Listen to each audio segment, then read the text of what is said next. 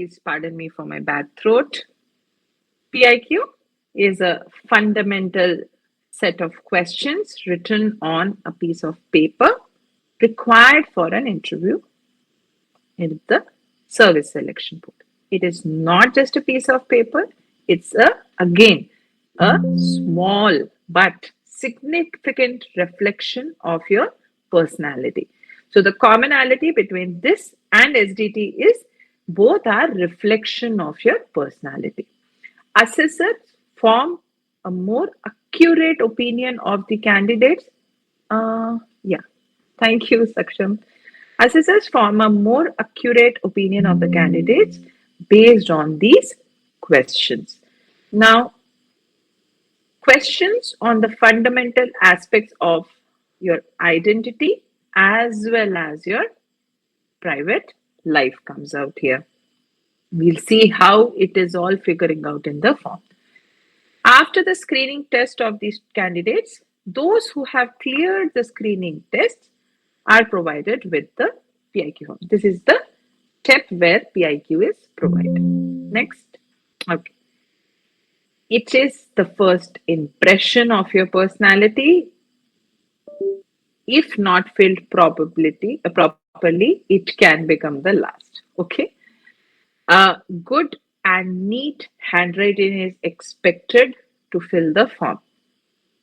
Please be very careful. There are certain instructions which will be told to you when you are filling the form or before the filling of the form. Be mindful of that.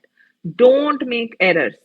There have been certain instances I've seen in my own SSB where people make errors and they ask for an additional form. Don't get into those hassles.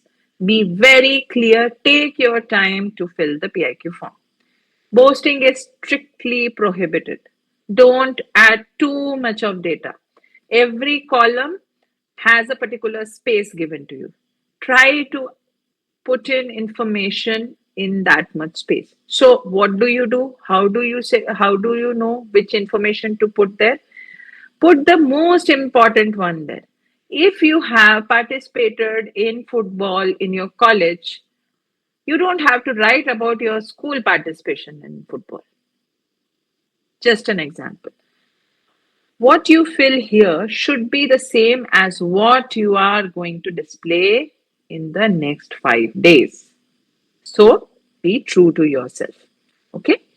Everything written on the form must match the actions of the candidate while staying at the SSB center.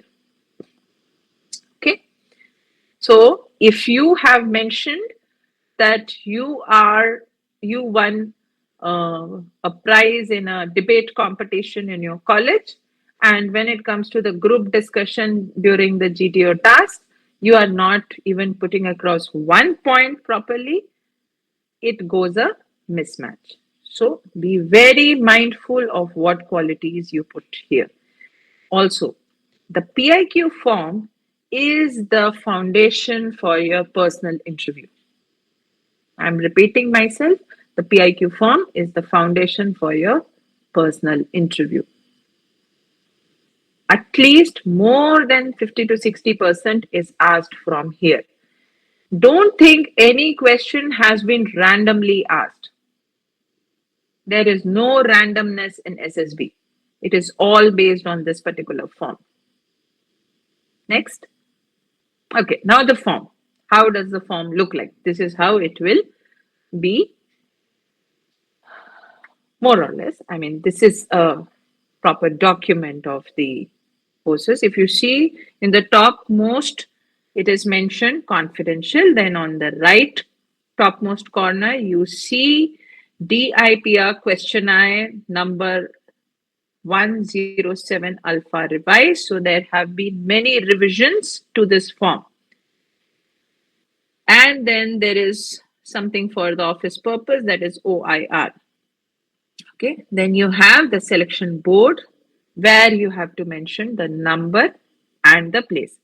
Now, few things to keep in mind in the form or anywhere in the test. You will be told things to do in a particular sequence. Please follow the sequence. It is very important to follow the sequence. Then you will be given the batch number, chest number, and UPSC or other roll numbers. Okay. Then specifically it says name in capital as per your matriculation certificate. So if your name is, say, for example, if my name is Niti CJ, that is how I write in a short form. But in my certificate, it is written Niti Chitra Jaikanan. So I have to write in my matriculation certificate as Niti Chitra Jaikanan. I can't do shortcuts there and write Niti CJ. Okay. Father's name comes next. Father or parents, when you are addressing, make it important that you should write Shri and Srimati, Mr. and Mrs., whatever suits you. Do write that. Now, here it doesn't say capital. So you don't have to write this in capital. But there might be there might be occasions when the officer responsible or whoever is responsible to get your PIQ filled might mention you strictly to write in capitals. Then please go ahead and follow those instructions. There might also be a specific color of pen told to you. Please do that. Also, although it is not in sequence to this, but since I spoke of pen, avoid using gel and ink on these sheets because it might soak it and there can be blotting and all that stuff. Don't make it messy. Buy a simple Reynolds ball pen and fill it with it. Okay, fill it with very slowly, considerably. Don't fill it in a way that you are tearing the paper. Okay, color of pen matters. Avoid gel pen and uh, fountain pen. Use mostly ball pen. Don't put cuttings, no whitener, no scratching, no striking, nothing in this form. Take your time to fill this form. No overwriting. I've also seen people doing this. They'll first write with pencil and then fill it with pen. Come on, we are all adults. We don't need to do all that stuff. Okay. We can write about ourselves. If you are not confident to write a PIQ form without an eraser, what will be, how will we lead a troop of 200 men? Okay. So, this is where clarity is checked. Okay. Next, place of maximum residence. Place of permanent residence and place of present residence are three different places. Now, for some, it can be same. For some, it can be different. So, accordingly, mention it in the given sequence, that is place, district, state, and approximate population. So, all these things you can just jot down and remember by heart by now itself. Okay. And then it also asks a question, especially in case of the permanent residence, whether it's the district headquarter. So you have to mention yes or no. So here, please go back 1 second. 1 second. So what are we covering in the first part? We are covering your name and your father's name and your belongingness to a region.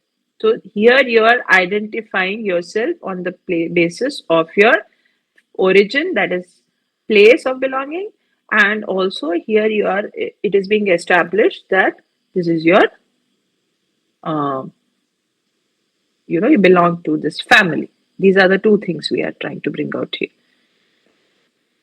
Next. Okay, next part. Fill in the details below. State and district, religion, whether SC, ST, OBC, and mother tongue.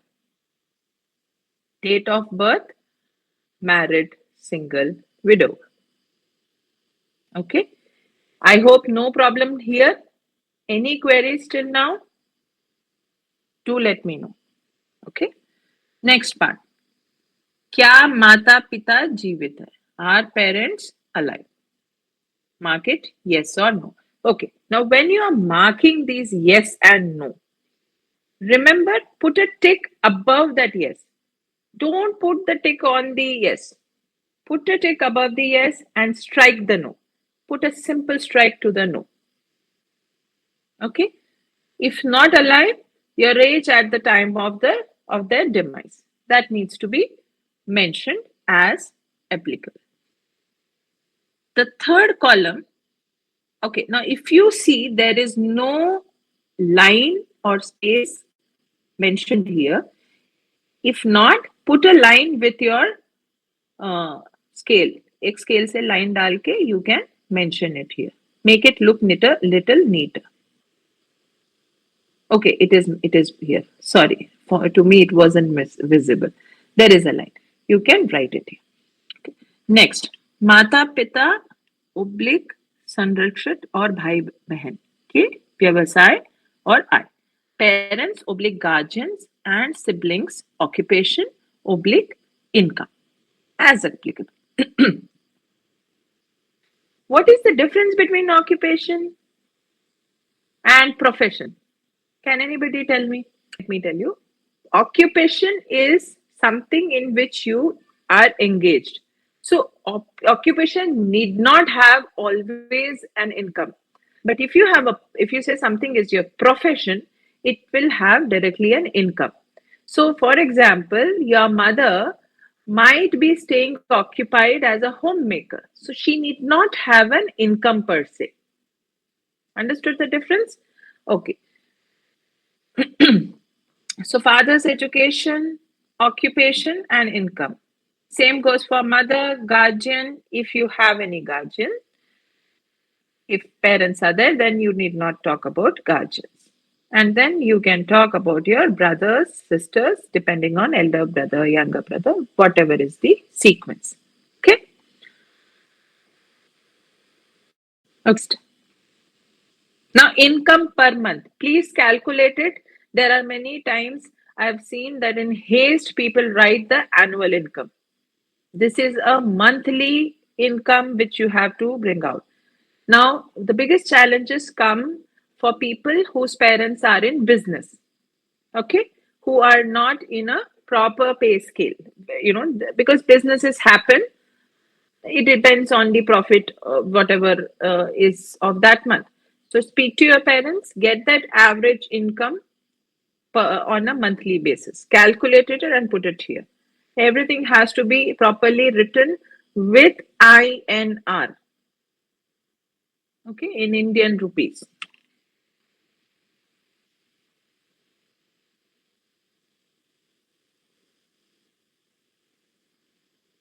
And when you mention education, mention the highest degree achieved. You don't have to mention BA and then MA. If somebody has done MA, it is understood they have done BA. Okay, next. Okay, so here now we come on to your academic records. You have metric or higher secondary. Then you have 10th. That is metric or higher secondary is 10th class. So you have to give full name of the institution. Okay. Then whichever board you are in. And then the year, division, and marks in percentage. Now, this may vary from school to school or university to university. Certain universities have 75% as, say, has 75% as distinction. Some have 65% as distinction. So you might get a question on this, that how come you have written 65% but you have written distinction. So you should be able to bring that out as per your board. Okay. Then you bring out whether you are a boarder, day boarder. We'll discuss how questions might come on the basis of PIQ. We'll discuss that. Don't worry. And then outstanding achievements in any. So when you write outstanding achievements in some one odd subject, you might have scored the distinction or topped in the school. All those aspects you can bring it out here. And secondly, you can go on to graduation, postgraduate oblique professional. Now here two things are mentioned: post-graduation oblique professional. Now can somebody tell me what could be professional degrees? So it can be some certification you would have done. Okay. So wherever your certificate says post graduation, there you write post graduation. But does post graduation and diploma come in postgraduate category? No, it comes in the professional category. Post graduation and diploma comes in professional category. Okay. So this is about the educational record. Next, age in years and months, and height in meters. Specifically, it says height in meters. Be careful, sometimes it might say as some centimeters also. So you have to be very careful how to write in meters. Okay. And weight in kilograms. Present occupation and personal monthly income, if any.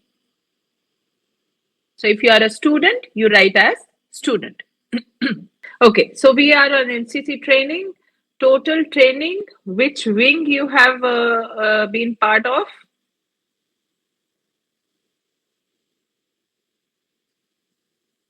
2 to 3 years. Okay, in the form of years you mentioned. Okay, which wing? Junior wing, senior wing, which division? Sorry, Army, Navy, Air Force. Sorry, this is Army, Navy. Are you part of Army, Naval, or Air Force? And the Air Wing.